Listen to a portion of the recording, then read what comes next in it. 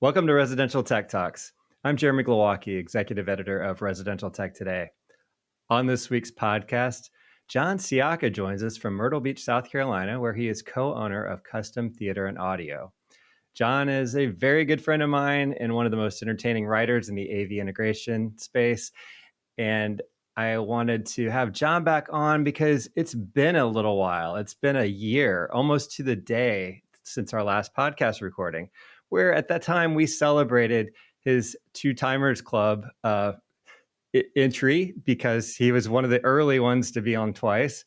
Now, it's been 50 episodes since then. I cannot believe we've gone that long.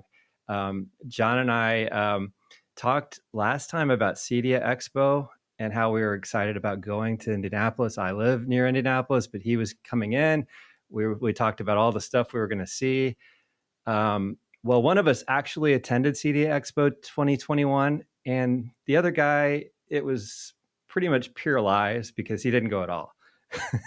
He stayed home when the COVID Delta variant, I believe it was Delta, and I think Ted Green scared everyone away. So John and I are going to try this again. We've got a little bit more time in between the recording and the show because CEDIA is at the end of September this year instead of early. But no matter what happens between now and then, John, let's just mask up and go to Dallas anyway. Welcome back to the podcast. Thank you. I can't believe it's almost our 1-year anniversary. So it'd be interesting to go back and see when the very first one was. I mean, who knows? This could be like an annual, like our pilgrimage, podcasting. But as I sit here today, I have a hotel room. I have a plane ticket. I've had COVID. So I am planning on going to Dallas. I mean, unless monkeypox, a severe monkeypox outbreak might be the only thing, or Ebola. I am deathly feared of Ebola. But other than those things, I am planning on going to Dallas this year for sure. So. Well, hopefully you're not vulnerable to either one of those. But, I think we're all vulnerable to Ebola. But it would be weird if you look back and the 3 episodes were evenly spaced apart and there was just some sort of weird like vibe that we send out as friends together that we need to get on a podcast. Like once a year, like the planets align to pull us together into the pod. That'd be crazy. I think it's to make up for, as longtime listeners will know, we've roomed together many times. Yeah. So I think this is our way of, rooming together with shirts on. Yes. Longtime listeners need no explanation on that one. We won't belabor that point very much longer.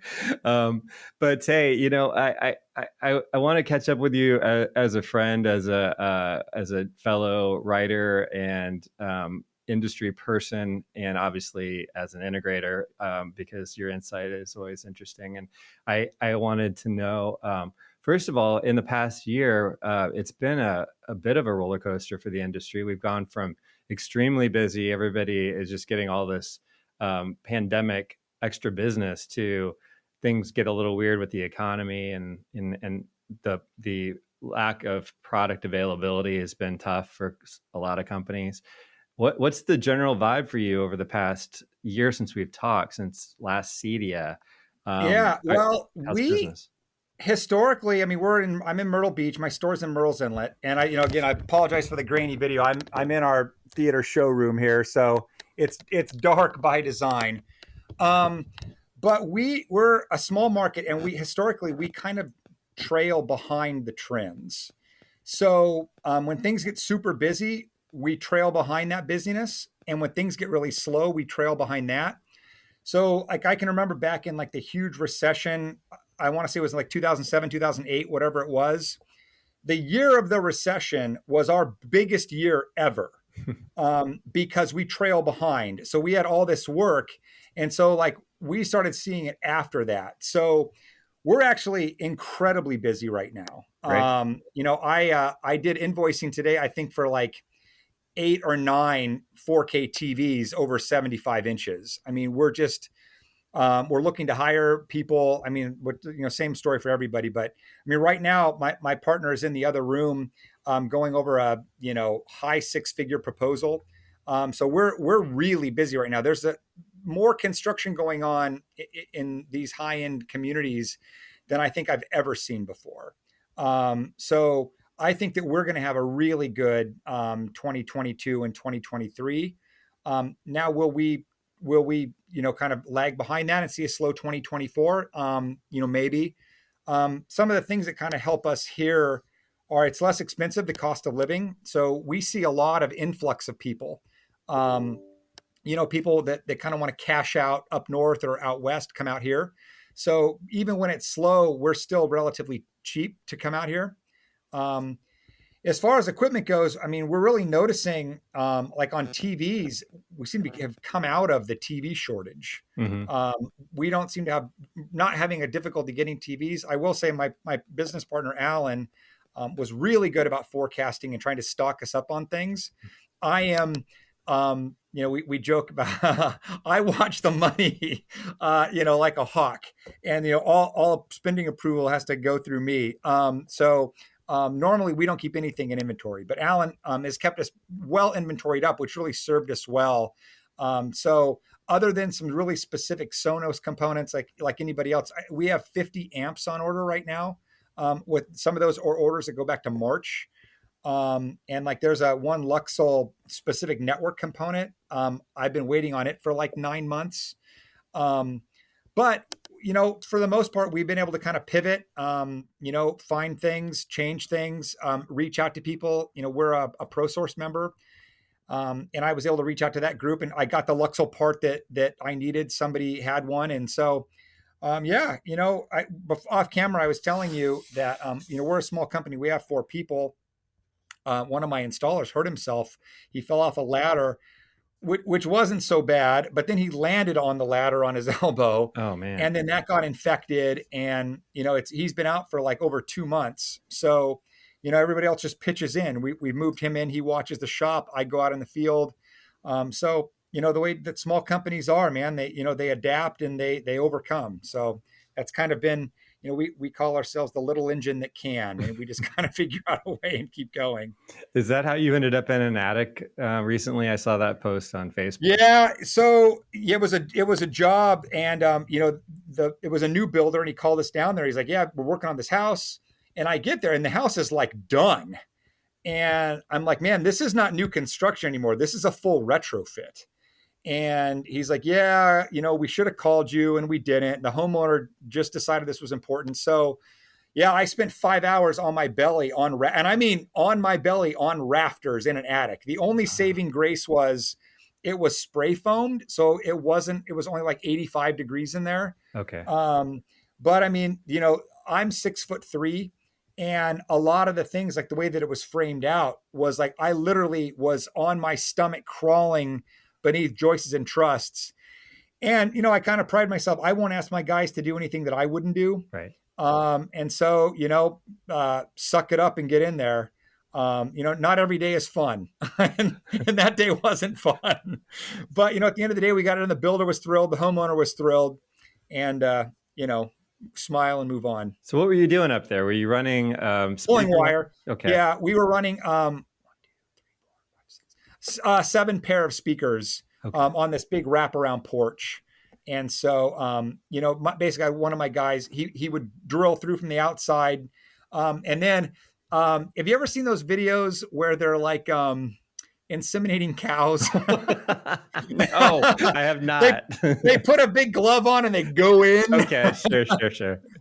So like that's what I felt like with the spray foam, because the spray foam was super thick. And so, imagine a roof pitch like this, our drill goes up like this, right? Yeah. So I had to like plunge into the spray foam and feel around for the drill bit. Then, once I recovered the bit, then, we would pull the wire through, and I would gather them up, and then I, pull them back to the home run and then tack them back, and that. So yeah, we were retrofitting for audio on this porch.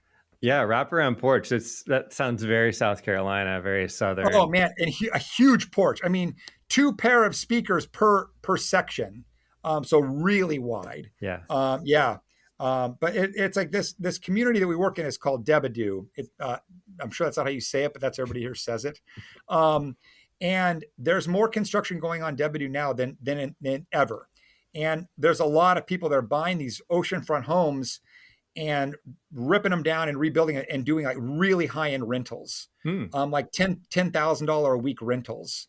So we're having lots of refits, upfits. We had one of our customers we've done a lot of work for. He bought the house next to him to tear it down to just have a bigger lawn. Oh, But he's gonna live in that for a year while he totally redoes his house.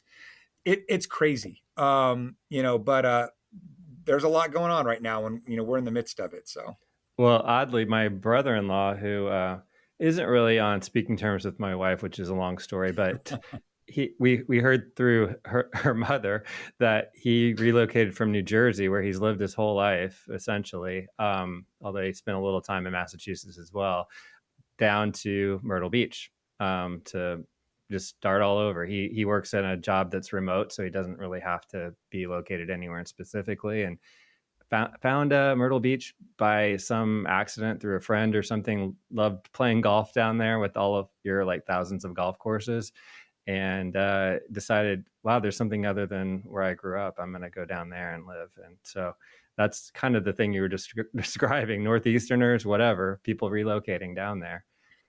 yeah, again, $1 million for a house goes a long way here, Mm. from somewhere else. Mm-hmm. And you can still buy an oceanfront house. And I mean, the weather's really good. Although my best friend, my best non-Jeremy named friend, is actually flying out to visit from California tomorrow night. And I had all these things planned. And this is the wettest, grayest August I Mm. can ever remember. It's rained almost every single day this month. It's forecasted through the weekend. So, I'm ready for some global warming to come Oh no. back, because we were going to go, to the beach, which is like, one of the fun things people like to do here. And I think I told you I'm into pickleball now. We were going to do that and Frisbee golf. And, I told him, come hell or high water, and it probably won't be hell. We're going to be out doing stuff. So yeah, it is. I mean, it's mostly a really nice place to live, but we're getting a lot more crowded here for sure. Well, you mentioned pickleball. I don't know if you did tell me that. We recently relined our tennis court in our neighborhood. It's a HOA neighborhood, and we put a pickleball court option in on one of the tennis courts. So there's two different pickleball opportunities there with the mobile nets. I bought myself two paddles and a set of pickleball balls, and had all intentions of getting out there. And it's gotten so dang hot, I haven't done it yet.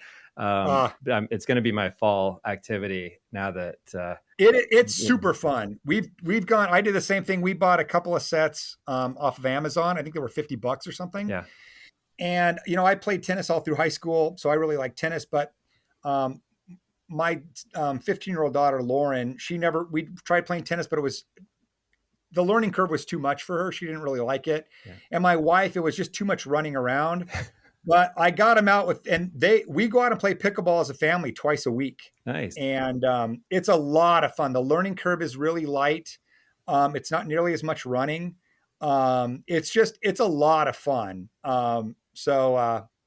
Well, yeah, apparently it's the fastest growing sport in the country is what they say. yeah, no, it's hot right now for sure. Well, I did want to give you fair warning, because I know that you've been like a workout fiend for prior lead up to CEDIA, where you show up and you're super thin, or you've built some muscle up, lean muscle, doing pull ups and crazy stuff. And my big thing I learned from some neighbor friend is body weight exercises, where you don't use weights, you just do all like yoga, stretches, calisthenics, all these different things that you get on a program with. And I'm getting that lean muscle back, because Yeah. I've been hurt for a little while. I've had some tendinitis, I guess, in my elbows and things that just were really making it hard to work out. And I'm in the basement every morning working out with this app that I'm actually paying for, which is that's bumming me out a little bit. But I'm about 45 weeks into a 60-week program. Wow. Or no, it's 45 days. I'm sorry. That's a long time. It's like, wow, that is commitment right there. I'm bad with days versus weeks. 45 days of a 60-day program. So it said I was overweight, which was kind of embarrassing to hear that. I don't think that's really true. I think I was, it's trying to motivate me, but I, get a little midsection you're not really wanting anymore. And that's, so we'll see who's the who's the fittest when we get to All Dallas. right. What's the metric? I don't know. For I don't know. fitness? Find one of our female friends who's not embarrassed by us, and say who looks cooler. All right. Well, you're going to look cooler for sure. Oh no.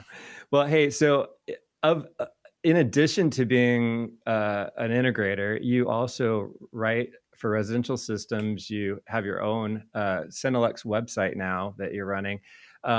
First off, what have you reviewed for Resi Systems recently that you would like to talk about? There are certain things I know, but maybe you didn't like as much. You don't want to be negative. So what have you seen that you are handled and written about that you Yeah. excited about? Well, I kind of became like sound bars kind of became my one of my niche things. And the new Sony's new flagship soundbar, the HTA 7000, really like that. I mean, that is really great sounding soundbar. I mean, it's never going to replace a full system, but for like a bedroom or something, I mean, I've got a kaleidoscope system in my house, so I have a player in my bedroom. So, I've got access to like 500 movies. So it's made movie watching in the bedroom so much better. The big one. I mean, I finished with a tree knob altitude, which for me, that had been a bucket list item. I have like stalked tree knob for years, and it had always been one of those things that I'd always been interested in. I finally got the opportunity to review it, and I bought it. So I have a trim part of the family now, and that thing is fantastic. It's just fantastic. Yeah, what makes it so much better, or what makes it special? I think what really makes it, I mean, the flexibility of it, but really, the way that they do the room calibration, I guess they call it optimizer.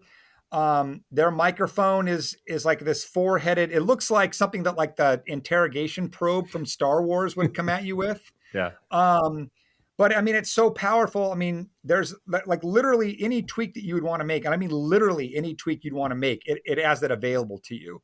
So what I just like, if you turn the optimizing on and off, which would be basically like, what it sounds like out of the box versus like calibrated, it sounds like fuzzy, indistinct. It's just like someone takes the screws and just tightens everything up.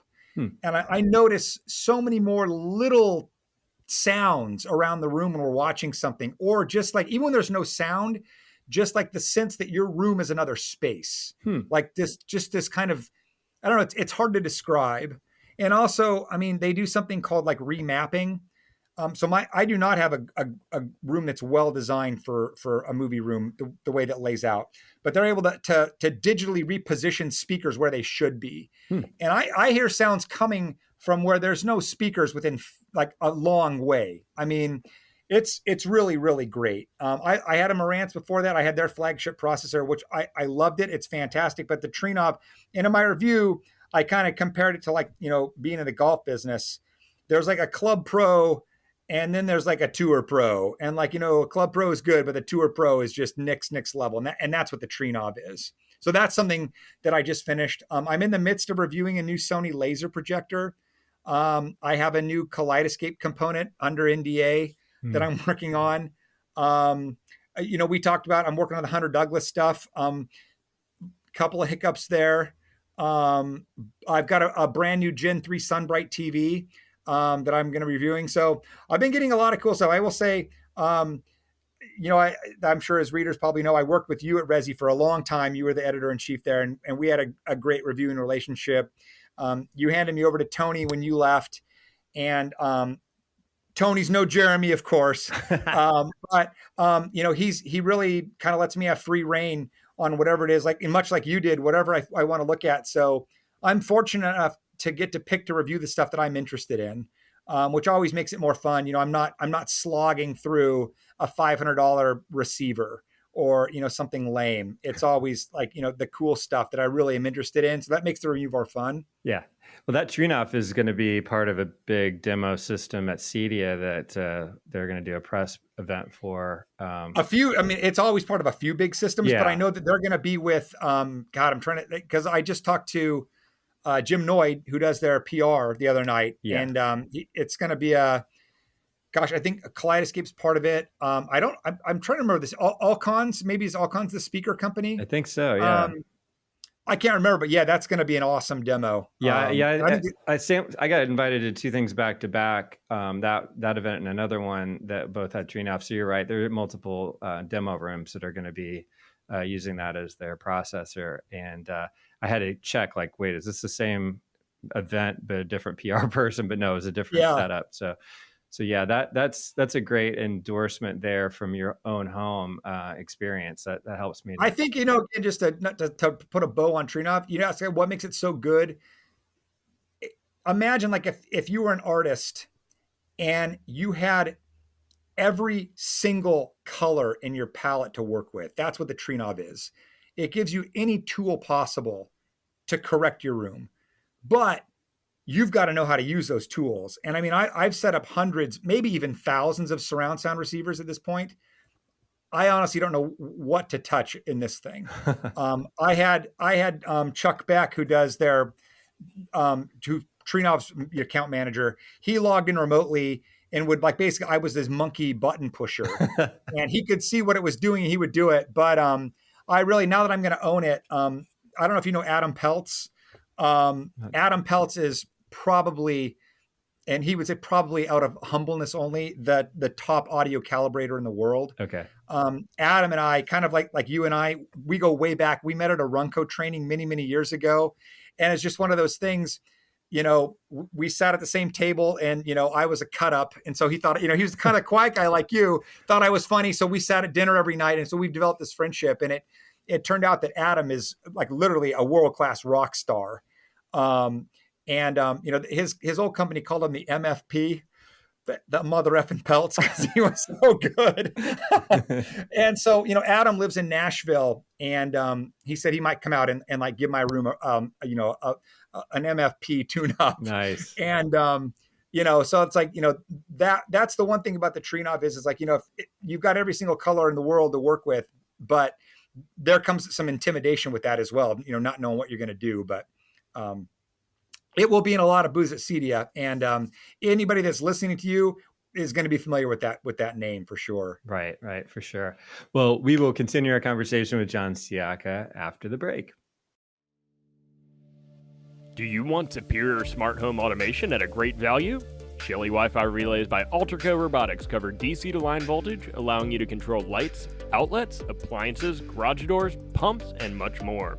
There are Shelly sensors and power measurement devices to help you measure temperature, humidity, lux, or motion, and electrical consumption from single wire to 3-phase with neutral.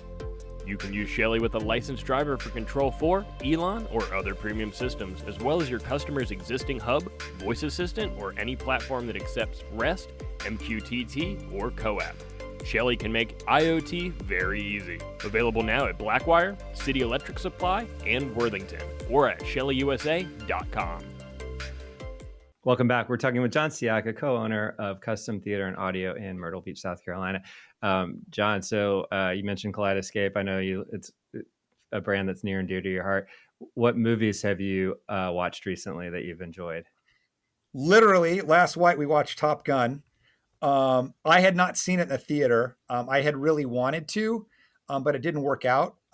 So I was thrilled to finally get to watch it, and I loved it. I thought it was great. I mean, it had all the right beats of the original movie, and it was the right balance of like fan service and sequel. And I mean, I thought that the aerial fight scenes were awesome.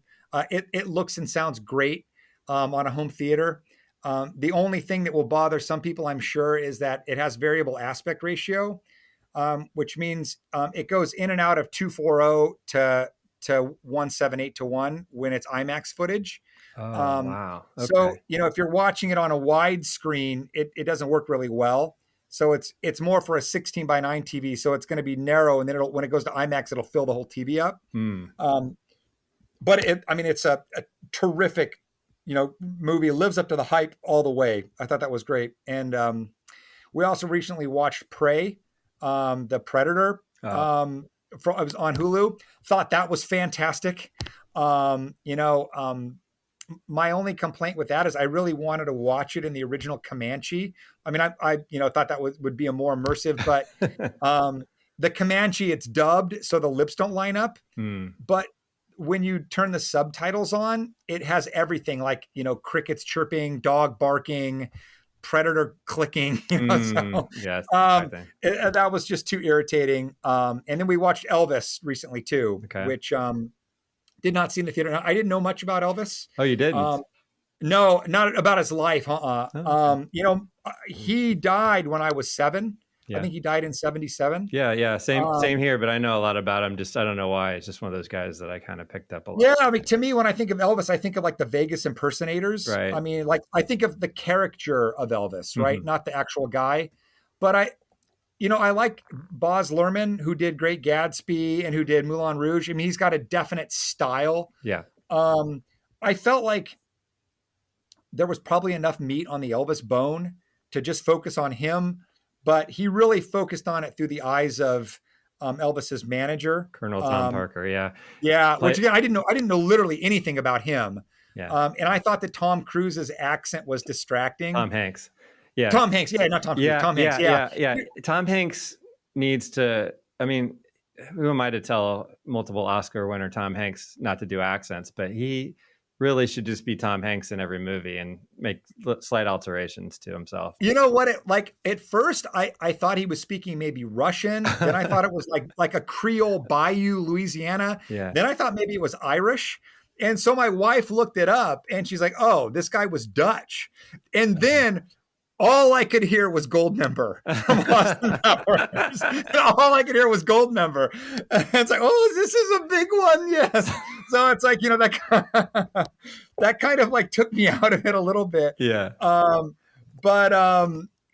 It was, I thought that the guy that played Elvis, and I'm blanking on his name, I thought he did a fantastic job. Yeah. And I feel like there was enough about Elvis's life that they didn't need the Tom Parker side but maybe it did. I don't know. But it was long. It was over 2.5 hours, but Austin Butler, that's the guy's name. Okay. But I felt it was entertaining. And I feel like I went in with no preconceptions because I didn't know a lot about Elvis. I mean, had it been like a story about David Byrne or, something, I would have been like, oh, that's wrong. That's not right. Yeah. But it was interesting. And a long time ago, I've just kind of come to the, decision that when it's like a documentary, they're going to play with the timeline. They're going to play with the truth. It's going to be like true-ish, yeah, but it's not the truth. But I thought it was well done. And it was certainly entertaining to watch. Yeah. Docudrama or biopic or whatever. Biopic. I read it as biopic for the longest time, and it's actually biopic. Yeah. But it needs a hyphen. Yeah, exactly. But I have this bad habit of listening to a ton of podcasts on pop culture, and I'll hear a review and I'm like, I don't need to watch it now. I've heard enough bad things about it. But if it shows up somewhere and I'm just bored some night, I'll watch it. Elvis is like that. It just got so many negative reviews that I just didn't do it. Now, Top Gun Maverick, my brothers said, you've got to go to the theater and just see this. Go by yourself. Just pick a day in the summer and go. And I just never did. So I'm with you on that. I need to, I've got a big enough system at home, not to brag. Yeah. that I think it doesn't matter. Yeah. I think I can replicate the experience a bit. I think for me, like, the movie theaters in Myrtle Beach are pretty garbage. And a friend of mine here like begged me to go and see the new Batman movie with him. And I'm like, okay, I'll go. And the black levels were so terrible. The audio was so terrible. I'm like, I left like, this is why I don't go to movies. I mean, it's just not cool. I'm like, I saw it at home. And I'm like, this is what it should have looked and sounded like. So, I mean, I really wanted to see Maverick in the theater. I really did. And it came out when we were going to visit my wife's family in Alabama. And we went through Atlanta, and they've got 2 or 3 Dolby Cinemas in Atlanta. And I was going to like go out, like we drove all day. I was going to go like a 10 o'clock showing at night, and it just didn't work out. But I mean, I really had every intention of seeing it in the theater because I love the theater experience, but we just don't have a good one here unfortunately. Well, my daughter Ella, my oldest, who's now a junior in high school, she briefly worked a summer job. First job, she got in like all of maybe 3 weeks before it was time for school to start. She started late in the summer, and she was working at one of these really fancy movie theaters locally Mm. that has the eat-in kind of quality to it, where you have dining. So she was a food runner and worked really hard. Like she was running for 8 hours straight. But it has one of the big, it's not Atmos, it's the other branded big theater. And the only thing that we got out to see was the Minion movie. So it was a family outing, but we enjoyed it. Yeah. It was entertaining. I have to say, I love watching movies, and I'm pretty happy to sit there and watch about anything, especially at home.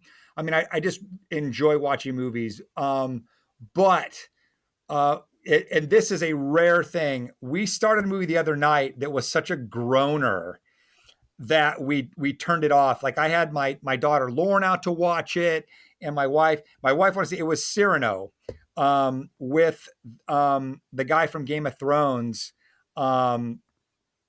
Tyrion. I got him blanking on his name too. Oh yeah, Alan, yeah. help me out off to the side. But Phone a friend. Dinklage, Peter Dinklage. Yeah, yes. I remember when that came out. I forgot about it. Well, first off, it's a musical, which Wow. I did not know. I did not want to see Peter Dinklage singing. And the songs, like, for a musical to be good, the songs need to be good. Yeah. And we got like 3 songs in, and we're all like, oh my gosh. So we turned it off and we watched a, the Taken, Liam Neeson. Oh, We yeah. watched a Liam Neeson movie. My daughter had never seen one. She's like, how does this compare? It's like, this is like every Liam Neeson movie ever. Yeah. Something happens and he goes and kills them. But yeah, it's like, I mean, it is really unusual that we'll start a movie and not finish it. But we got it like 40 minutes into Cyrano, and everyone was like, no, this is just not good. Well, see, I don't need to watch that now. Thanks. No, you don't. Well, so switching gears a little bit, kind of in the same vein, this the website, the Cinelux website, you might want to just kind of explain how that became your thing. You were a contributor, and then you had a chance to actually acquire the site, and now you are running the site. I recently read your article, not that you wrote, but that you guys published about Quentin Tarantino's new theater in Los Angeles, or in the LA area, and working with Theo Calamarakis. So I thought that was a really cool way to tie in our industry and someone famous like Quentin, and interesting that you were able to do that story. Of course, the Theo connection there, but tell us a little bit more about that site and what you're doing there. Cinelux came about quite a few years ago, where Mike Gahn, who's the editor-in-chief, and I were working together on it. And it was originally run and started by Theo Calamarakis, as a way for him to kind of talk about and highlight, luxury home cinema stuff. And, his projects, but not exclusively his things, but just focusing on that space, because there was really nobody that focused on the premium market. And so it's kind of gone through different incarnations and different ownerships. And so back in October, the people that had it before felt like it was kind of a lack of focus for them to work on it, to have a website. That wasn't what they wanted. So I went to them and said, hey, look, I've been this thing from the start. Mike and I have always had a vision for it. It's always been kind of owned by somebody else. What would you think about me taking it over and continuing it? There's a lot of great content on there, and they were all for it. They didn't want to see it go away, but they didn't really want to be running it. Mm-hmm. So I officially took over ownership in November, and then we officially relaunched it. I think in like December 1st or December 3rd, whatever that was. And so, we've been kind of, working toward this vision of what we wanted it to be. And it's now getting to the point where we've got a lot of the content we wanted to have, case studies where we really want to focus on kind of premium installations, but we want to do it. One thing that you'll notice from like the selling side of this industry, and if you talk to other people that do high-end sales, customers almost never know or care about the gear that's in their system. I have customers that have had a Control4 remote system in their home for years, have no idea what it is. Okay. Half of them call it Connect 4. They don't even know what they don't know what it is. And honestly, they don't care. What they care about is the experience. And they want to know that when they sit down, it's going to be a great experience for them, for their friends, for their family, whatever. And so we're trying to present things a little bit differently. If you go to like a traditional kind of a high-end or a publication that talks about high-end products, it's often very techy and very geeky. Absolute Sound, nothing against any of these publications, but they really focus on the real hardcore enthusiast who's interested in white paper level things. And most of these customers could care less, don't even know, right? What's the best? Well, this is the best. Okay, that's what I want. And that's kind of how it is. It's more like, how does it look is every bit as important. So we're trying to present things from that kind of lifestyle aspect, not getting into the weeds of, this is 1,000 watts at 13 hertz, and they don't care. Right. So that's kind of, we're trying to do coverage that more appeals toward a mainstream reader. Right. Or somebody who's interested in luxury, the lifestyle, but not about the tech and gear. So the Quentin Tarantino story that you brought up, Mike Gaughan has become quite good friends with Theo, who lives like almost full-time in Greece now. Theo was Quentin was apparently flipping through one of the books that Theo had done. Theo's done a couple of hardbound books on these nice theaters that he's done. And Quentin got a hold of one of these books and was looking through it. So this is the guy that I want to come and do. He's turning a commercial cinema. He's redoing it. Theo didn't want to do it. And there was a lot of back and forth on it, and a lot of design back and forth. And so finally they in, and Mike has got this great in where getting to see the plans and talk to them. I don't believe he's actually talked to Tarantino yet, but to his people quite a bit. But the really cool thing is that this theater will be open to the public. Right. So like once it's open, you'll be able to go in and enjoy this awesome place. And he's really trying to make it like a movie palace for movie lovers. I'm not sure if it's sticking to this, but it was originally going to be all film. He was only going to show film. The projectionist and the whole deal, like really keep it classic, kind of Hollywood. So, I was going to say, what I really liked about the story was that Theo didn't want to do the project. He was just kind of retired and ready to move on. And it wasn't an ego thing at all. This story kind of came. No, apparently talking to Mike, Theo gets these offers from like oligarch billionaires from like the Middle East and Russia all the time. And he's like, look, I don't want to travel. I don't want to do this. I don't, it's like, but I guess the Tarantino project was unique enough that it got his attention. And also, I mean, he doesn't have to be there like fully on time. He's able to do a lot of it from Greece. And so it'd be one of those things like, if you ever make it to LA, would be a great kind of, destination thing to check out for sure. Yeah, I think the idea is they're going to do some of those types of offbeat movies that Tarantino would like to watch back in his video store days. And he and his partner are doing a podcast series actually on some of these old weird genre movies, from that era as well. So I think that's all going to tie together. I feel like, he's it's not a money-making scheme for him. I think it's a passion project. And so it might end up being like, one of those like really cool art house cinemas, but you'll be able to go there and get an awesome experience as well. So, but I think they're going to plan on show, like, as I said, I know in talking to Mike, he's very passionate about showing film there, not digital. Right. And, directors like Christopher Nolan, the other directors that are like passionate about film, I think that they'll have premieres and screenings there as well of their stuff.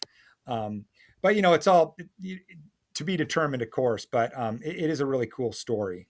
For sure. And so, as we wrap up here, let's talk a little bit about CEDIA. You go there as an integrator first, but then as a daily reporter, I'm sure, for the CEDIA Daily, for Resi Systems, and for Cinelux, all kind of wrapped up in one. What's your personal priority there? You looking for anything other than just covering assignments for Tony or whoever? From your personal standpoint, what do you look for at CEDIA? What are you looking forward to? Well, I got to tell you, this year, what I'm looking forward to is like personal contact. Um, it's been so long that we've had an event. I went to CES in January, but none of my friends are really there. CES is become such a different animal than CEDIA. So I'm really looking forward to seeing the people that you talk to on Twitter and Facebook and these groups and stuff. That really it's like a once a year homecoming reunion kind of a thing. So I'm now it'll be like I don't know if it's been 3 years. I mean, I feel like it's been a while since I've been to a CEDIA, and I hadn't missed a CEDIA since 1999. I think I've been to every one except for last year. The last year I didn't go to at the last minute, even though I promised. And then the year before that, there wasn't one, right? Yeah. It was a virtual one. Correct. So yeah, it's been like this will be like 3 years now. I mean, it just feels like a long time. And I think in talking to people, I get the same feeling like people like come hell or high water, they're going to go this year. I think people are just ready. So I think it's going to have a great vibe and a great energy. So I just love that energy. It's fun to be around people that do what you do and also love it. Right. I mean, because it's, you're not going to survive in this industry if it's just a job, that you've got to have some passion for it and you've got to like this stuff. So it's fun to feed off that energy from other people.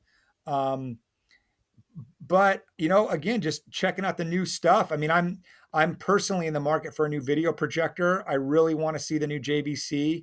I really want to see the new Sony projectors. I mean, I'm like, I've got my John money. It's ready. And, home theater is always my passion and my love. So I love to see the new stuff with that. I don't, CEDIA typically doesn't have a lot of video wall stuff, but I'm thinking maybe some of that this year. That's a category that's super interesting to me, but man, it's so crazy expensive. It's too much for our market yet. Yeah. But it'll get here. And again, that to me is a really cool thing.